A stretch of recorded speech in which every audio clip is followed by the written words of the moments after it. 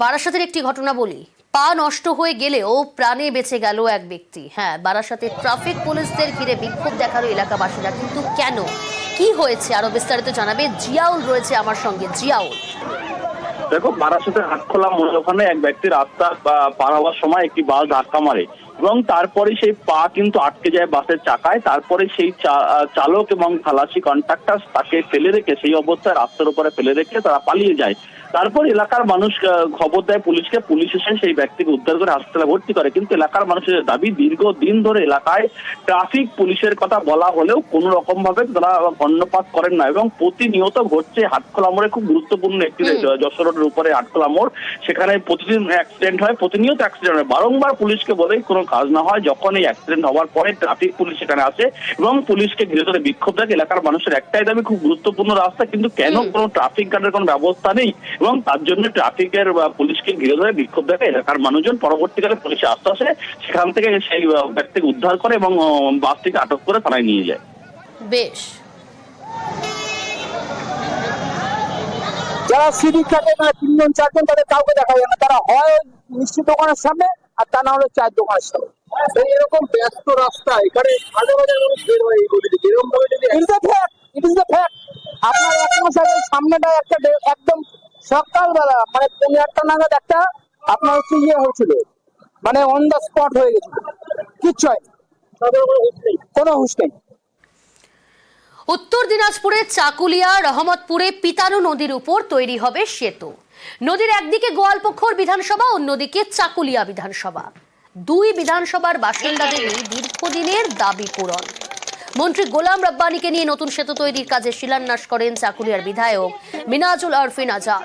সেতুর নামকরণ করা হয়, সেতুর নাম হচ্ছে মিলন সেতু। উত্তরবঙ্গ উন্নয়ন দফতর থেকে প্রায় 2,83,00,000 টাকা খরচে তৈরি হচ্ছে নতুন সেতু। খুব স্বাভাবিকভাবেই নতুন সেতু পেয়ে খুশি বাসিন্দারা, কারণ তাদের দীর্ঘদিনের সেই দাবি পূরণ হতে চলেছে, স্বপ্ন পূরণ হতে চলেছে। এই যে আমরা 30 বছর থেকে এটা অপেক্ষা ছিলাম যে ব্রিজটা কবে হবে, যে আমাদের সহযোগিতা হবে, এখানে একটু আরাম হবে, যাওয়া অসুবিধা হবে। বাকি আমাদের মার্কেটিং ওপারে অনেকগুলো মার্কেটিং আছে, আমাদের যাওয়া আসা খুব অসুবিধা আছে। তার জন্য এখন ওই যে মার্কেটিং যাওয়ার এখন সুবিধা হবে। ওপারে আমাদের আত্মীয় স্বজন আছে, আমাদের খুব প্রবলেম হয়। তো এখন আবার তো খুব এই ব্রিজটা যে হচ্ছে, এতে আমরা খুব যথেষ্ট খুশি আছি। আমাদের এখানে রহমতপুরে একটা ব্রিজ, সেতু আর কি উদ্বোধন করা হলো, শিলান্যাস করা হলো, কাজও শুরু হয়ে গেল আজকে থেকে। এটা দীর্ঘদিনের দাবি ছিল আমাদের এলাকার মানুষের। তো বিভিন্ন যার জনপ্রতিনিধি ছিলেন এর আগে, তারা চেষ্টা করেছিলেন, করেনি। আমি কথা দিয়েছিলাম যে ইলেকশনের আগে আগে এখানে ব্রিজ আমি করবো। ঠিক আজকে আমি এটা ব্রিজটা উত্তরবঙ্গ উন্নয়ন পর্ষদ থেকে 2,82,00,000 টাকা বরাদ্দ করে এখানে ব্রিজটা টেন্ডার করে কাজ শুরু হচ্ছে।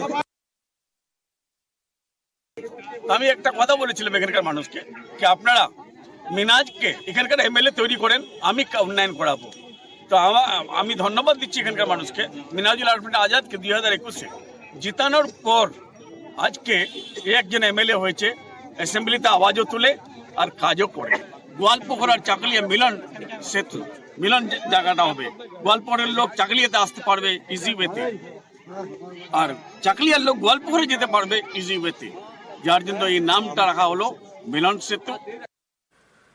আলিপুরদুয়ারে বিধ্বংসী আগুন, পুড়ে ছাই 11টি দোকান। আলিপুরদুয়ারের 12বিশায় আগুন, ক্ষতির পরিমাণ কোটি টাকার উপরে। এখনো পর্যন্ত যে খবর, আসাম বাংলা সীমানার কাছে 12বিশায় বৃহস্পতিবার গভীর রাতে অগ্নিকাণ্ডের ঘটনায় পুড়ে ছাই হয়ে যায় মোট 11টি দোকান।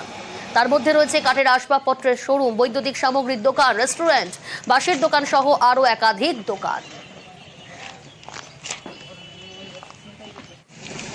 নদী হয়ে গেল নালা, জমি মাফিয়ার দাপটে উধাও শাহু নদী। প্রথমে নদীর পার ভরাট করে চাষাবাদ, এরপর নদী পারের জমি দখল করে বিক্রি। জলপাইগুড়ির জলজুমুর এলাকায় নদী ভরাট। টেলিফোন লাইনে রয়েছে প্রতিনিধি শান্তনু।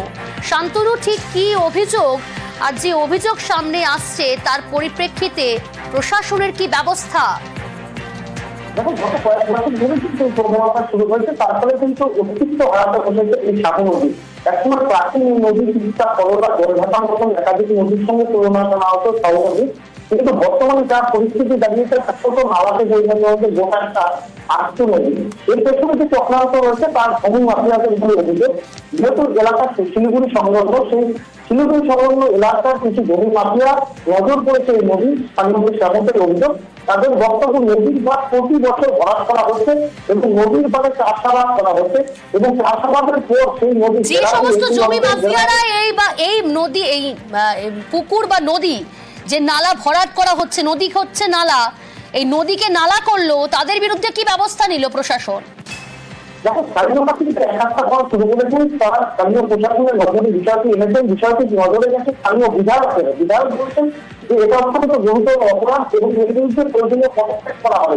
কারণ ইতিমধ্যে বিষয়টি নজরে পড়েছে বিভিন্ন পরিবেশপ্রেমী সংগঠন, তারা স্থানীয়দের সাথে একত্রিত হয়ে আন্দোলনের কথা ভাবছেন এবং প্রশাসনকে দিয়ে যাতে নদীটাকে আবার পুনরায় নদীর অপেক্ষা ফিরিয়ে আনা যায় সেই চেষ্টা চালানো হবে। ইতিমধ্যে বিষয়টি বিধায়কের নজরে এসছে, প্রশাসন এলেও এতদিন কাজ করছিল না বলে অভিযোগ। বিষয়টি এখন পরবর্তীতে কি পদক্ষেপ হয় সেটাই এখন দেখা। বেশ, নদী হয়ে গেল নালা, দেখছেন সেই ছবি। জমি মাফিয়ার দাপটে উধাও শাহু নদী। প্রথমে নদীর পার ভরাট করে চাষাবাদ, এরপর নদী পাড়ের জমি দখল করে বিক্রি। জলপাইগুড়ির জলডুমুর এলাকায় নদী ভরাটে সক্রিয় শিলিগুড়ির জমি মাফিয়া। নদীর পরিণতিতে উদ্বিগ্ন জেলার পরিবেশবিদরা। অভিযোগ খতিয়ে দেখেই পদক্ষেপের আশ্বাস দিয়েছেন স্থানীয় বিধায়ক। শিলিগুড়ির অবৈধ লোক এসে পুরা দখল করে নিচ্ছে।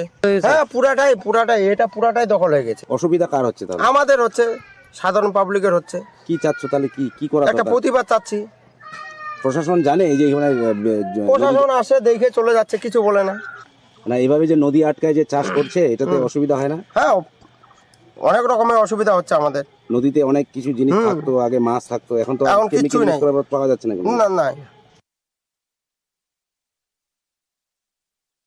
রাজগঞ্জ ব্লকে যে সাবু নদী আছে, আমরা তার যে গতিপথ সেখানে রুখে দিয়ে সেখানে চাষবাস করা হচ্ছে এবং খুব স্বাভাবিকভাবে চাষবাস করার ফলে সেখানে নদী তার গতি স্রোতটা হারিয়ে ফেলে।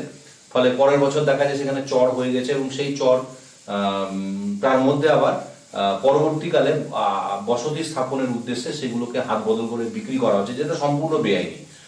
তাদের বিরুদ্ধে কঠোর থেকে কঠোরতম ব্যবস্থা নেওয়া দরকার এবং জনমানসেও সচেতনতা বৃদ্ধি করা দরকার। নদীকে বাঁচিয়ে রেখেই আমাদের সভ্যতার বিকাশ করতে হবে, নদীকে ভালো রাখতে হবে। শাওডাঙ্গি তো এরকম আমার জানা নেই, আপনারা নিশ্চয়ই জানেন যে নদীর চর শুধু শাওডাঙ্গি বলে না, বিভিন্ন জায়গায় আপনার টিভিতে দেখেন, বিভিন্ন সারা পশ্চিমবঙ্গে। এটাই কিন্তু প্রশাসন কোনো মতেই বরদাস্ত করবে না। এবং এই এলাকার বিধায়ক যেহেতু আমি, আপনার কাছে আমি শুনলাম, তদন্ত করে দেখব, যদি অন্যায় হয়ে থাকে এটা কোনো মতেই বরদাস্ত করা হবে না, আইন মোতাবেক ব্যবস্থা করা হবে।